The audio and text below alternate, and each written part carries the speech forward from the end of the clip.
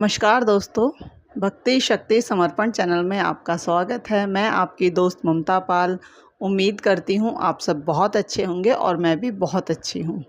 तो दोस्तों, आज का जो हमारा टॉपिक है वो है कि हनुमान जी को जागृत देव क्यों कहा जाता है। इसलिए कहा जाता है क्योंकि साक्षात हनुमान जी आज भी पृथ्वी पर मौजूद हैं और सभी जानते हैं कि जो ये संसार है ये एक भव सागर है। इस भव सागर से अगर हमें कोई पार उतार सकता है तो आज के समय में वो सिर्फ और सिर्फ हनुमान जी ही हैं। तो कुछ हम उनकी कुछ पंक्तियों से, कुछ हनुमान चालीसा की पंक्तियों से और कुछ सुंदरकांड की पंक्तियों से आज हम जानेंगे कि कैसे हनुमान जी जागृत देव हैं और किस तरह से वो हमारी हेल्प कर सकते हैं हमें हमारे जीवन के लक्ष्यों को प्राप्त करने के लिए। तो देखिए दोस्तों, हम जिस संसार में रह रहे हैं ये एक भव समुद्र ही है। इस भव समुद्र में कभी हमें मिठास का अनुभव होता है तो कभी हमें खारेपन का अनुभव होता है। जब हमें मिठास हमें कब मिलती है? जब हमारा बचपना था, हमारे सारे काम हमारे माँ बाप कर दिया करते थे, खाने तक के लिए हम माँ बाप पे डिपेंड होते थे, तो तब तक हमारा ये समुद्र का जो पानी था वो बहुत मीठा था। लेकिन जैसे जैसे हम इसमें आगे बढ़ते हैं, हमारे कंधों पर जिम्मेदारियां आती हैं, समय समय पर ऐसी परिस्थितियां उत्पन्न होती रहती हैं जिससे कि हमें इसके खारेपन का अनुभव महसूस होता है। चाहे वो हमारी पत्नी की तरफ से हो, चाहे कभी पति की तरफ से हो, कभी हमारे पोते पोती, व्यवसाय, बिजनेस, बॉस, कहीं से भी वो चीज़ें परिस्थितियां उत्पन्न हो रही हों, लेकिन वो इस भवसागर के समुद्र के खारेपन को हमें महसूस कराती हैं। अब इस खारेपन से हमें मुक्ति कैसे मिलेगी? तो इसका जवाब है सिर्फ और सिर्फ कि आप मान को छोड़ दीजिए और हनुमान जी की शरण में पहुंच जाइए। हनुमान वही हैं जिन्होंने मान का हनन किया हो, वही हनुमान है। तो मान का हनन करना जिसको आता है, मान का दमन करना जिसको आता है, वो है सिर्फ और सिर्फ हनुमान जी। जब समुद्र का खारा पानी बादलों को मिल जाता है तो उसका खारापन मिठास में बदल जाता है। बरसात का पानी आपने देखा ही होगा कितना मीठा होता है, लेकिन उसमें वो मिठास कहाँ से आई? लेकिन समुद्र तो खारा ही था, तो ये कहाँ से हुआ? ये जब मानसून आता है, मानसून का अर्थ है मान को शून्य करना। जब हम अपने मान को शून्य करके, इसी तरह से जब हमारा मान शून्य हो जाता है, मानसून हमारे जीवन में आ जाता है, तो हमारे जीवन का वो खारापन भी मिठास में बदल जाता है। और यहीं से शुरुआत होती है हनुमान जी की। हमें भी मान से शून्य होकर हनुमान जी के पास जाना है। हनुमान का अर्थ ही यह है कि जिसने अपने मान का हनन कर लिया हो वही हनुमान है। इसलिए हमें हनुमान जी की शरण में जाना चाहिए, उनकी शरणागति प्राप्त करनी चाहिए। आपने सुना ही होगा, जिसने भगवान को भी अधूरा कर दिया वही है हनुमान। हमें हनुमान जी के जीवन से बहुत सारी शिक्षाएं मिलती हैं, लेकिन बस हमें उन्हें थोड़ा सा ध्यान से समझने की ज़रूरत है। अगर हम उन्हीं लाइनों को, जिनको हम रोज़ गाते हैं, रोज़ ध्याते हैं, जिन लाइनों को हम रोज़ रोज़ दोहराते हैं, कभी हनुमान चालीसा के रूप में, कभी सुंदरकांड के रूप में, तो वही उन्हीं चालीसा से, उसी सुंदरकांड से हमें सीखना होगा कि किस तरह से हनुमान जी ने अपना मान रहित रहकर, अभिमान रहित रहकर, किस तरह से उन्होंने इतने सर्वशक्तिशाली बने, किस तरह से वो इतने पावरफुल बने कि आज भी वो जागृत देव कहलाते हैं और इस पृथ्वी पर निवास करते हैं। सुंदरकांड की ये चौपाई तो आपने सुनी ही होगी, जिसमें हनुमान जी को बताया जाता है कि आप माता सीता की खोज कीजिए और उनको बताया जाता है कि आपका जन्म ही सिर्फ राम काज के लिए हुआ है। तो ये सुनते ही उनका शरीर इतना बड़ा हो जाता है, इतना विशाल हो जाता है, और वो शपथ ले लेते हैं कि मैं अभी जाता हूँ, अभी समुद्र को लांघ कर अभी माता सीता की खोज करके लाता हूँ और उस लंका को, जिस पहाड़ पे लंका है, उस पहाड़ को गिरा कर पूरा ध्वस्त करके मैं माता सीता को सकुशल लेकर आता हूँ। तो ये जो लाइनें हैं ये बताती हैं कि हनुमान जी वर्तमान में ये सारी बातें कर रहे हैं और उनके अंदर इतनी शक्ति है, इतना विश्वास है कि वो माता सीता को अपने साथ ला सकते हैं। वो इतने पावरफुल थे। जहाँ सभी बंदर जाने में विफलता महसूस कर रहे थे, असफलता महसूस कर रहे थे। अंगद जी ने भी कहा था कि मैं जा तो सकता हूँ लेकिन आने में मुझे कुछ संशय है। वहीं सिर्फ और सिर्फ सफलता हनुमान जी को ही मिलती है। उन्हें अपनी शक्तियों पर पूर्ण विश्वास था, उन्हें अपने प्रभु पर पूर्ण विश्वास था, इसीलिए वो सफल होते हैं। इसी तरह हमें अपने जीवन में सफल होने के लिए हनुमान जी की शरण में जाना ही होगा, उनकी शरणागति लेनी ही होगी। और देवता चित्त न धरहि, हनुमत से ही सर्व सुख करहि।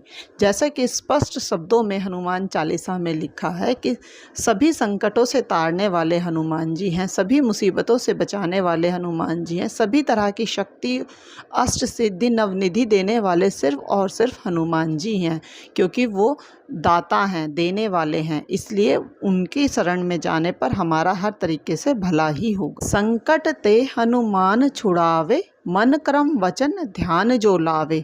तो जैसा दोस्तों, जो भी इंसान मन से, वचन से, कर्मों से हनुमान जी को ध्यान धरता है, उन पर ध्यान लगाता है, तो वो सभी प्रकार के संकटों से मुक्त हो जाता है। अब कोई कहता है हम तो शंकर जी को मानते हैं, कोई कहता है हम तो राम जी को मानते हैं, कोई कहता है कि हम तो माता जी की पूजा करते हैं, तो कोई कहता है कृष्ण की पूजा करते हैं। लेकिन आपको ये ध्यान रखने की ज़रूरत है कि 33 कोटि देवी देवता हैं, सभी ने अपनी सिद्धियां, अपनी शक्तियां हनुमान जी को दी हुई हैं। तो हनुमान जी सर्वशक्तिशाली क्यों हैं? क्योंकि सभी देवताओं की शक्तियां उनके पास हैं। जितने भी हमारे देवी हैं, देवताएं हैं, सबकी शक्तियां मिलकर हनुमान जी के पास हैं, इसीलिए वो सर्वशक्तिशाली हैं। इसीलिए अगर आप अलग अलग देवताओं को ध्याते हैं तो उनके पास सिर्फ अपनी अपनी शक्तियाँ हैं, लेकिन अगर आप हनुमान जी का ध्यान धरते हैं तो वो सर्वशक्तिशाली हैं और सभी देवताओं की सिद्धियां उनके पास हैं, सभी देवताओं की शक्तियां उनके पास हैं, फिर भी उनका नाम हनुमान है, क्योंकि उन्होंने अपने मान का हनन किया है। और जो इंसान अपने मान का हनन कर लेता है उसी को हनुमान कहा जाता है। अपने अभिमान पर कंट्रोल कर लेता है उसे ही हनुमान कहा जाता है। वर्तमान में हनुमान जी ही सबसे ताकतवर देव हैं, इसीलिए कहा जाता है तुम्हारे भजन राम को पावे, जन्म जन्म के दुख बिसरावें। दोस्तों, यहाँ समझने वाली बात है कि हनुमान जी भी राम को ध्याते हैं, शिव भी राम को भजते हैं, माता सीता भी, सती भी राम जी को भजती हैं। तो हमें भी राम नाम से ही तरना है। हमें भी अगर हनुमान जी की कृपा पानी है, उनके शरणागति पानी है, तो हमें भी राम नाम का जाप करना होगा, हमें प्रभु राम को ही भजना होगा। प्रभु राम को अगर हम भजेंगे तो हमें हनुमान जी की कृपा प्राप्त होगी। चारों जुग पर ताप तुम्हारा है प्रसिद्ध जगत उजियारा। जैसा कि आप जानते ही कि अकेले हनुमान जी ही सिर्फ ऐसे देव हैं जिनका चारों युगों में प्रताप रहा है, जिनके चारों युगों में गाथा गाई गई है। हमारे 3 काल होते हैं, भूतकाल, वर्तमान काल, भविष्य काल, और हनुमान जी जो है वर्तमान काल हैं, वो वर्तमान काल का प्रतिनिधित्व करते हैं, क्योंकि तीनों कालों में सबसे उत्तम वर्तमान काल ही होता है। क्योंकि अगर हमारा वर्तमान सही होगा तो हमारा भविष्य भी सही होगा। अगर हम वर्तमान में कुछ गलतियां करते हैं तो आगे चल के हमारा भविष्य भी अंधकारमय हो जाता है।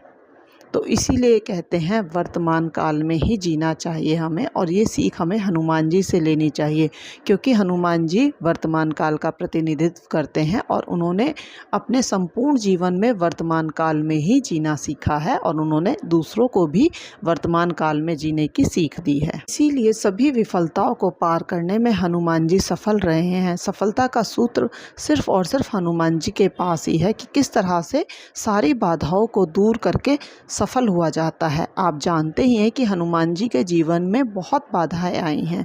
कहीं उनको कोई भी जो सफलता है वो ईजिली नहीं मिली है, उनको कहीं बुद्धि का प्रयोग करना पड़ा है, कहीं बल का प्रयोग करना पड़ा है, तो कहीं विनम्रता का उन्होंने अपना परिचय दिया है, विनम्रता का। तो इसी तरह से दोस्तों, हमें भी अपने जीवन में तीनों चीज़ों का समावेश करना आना चाहिए, बुद्धि, बल और विनम्रता। अगर हम कहीं फंसते हैं तो कहीं हमें बुद्धि से काम लेना चाहिए, वहाँ बल का और विनम्रता से काम नहीं होता है। तो जहाँ बल की आवश्यकता होती है तो हमें वहाँ बल का यूज़ करना चाहिए, वहाँ बुद्धि और विनम्रता धरी की धरी रह जाती है।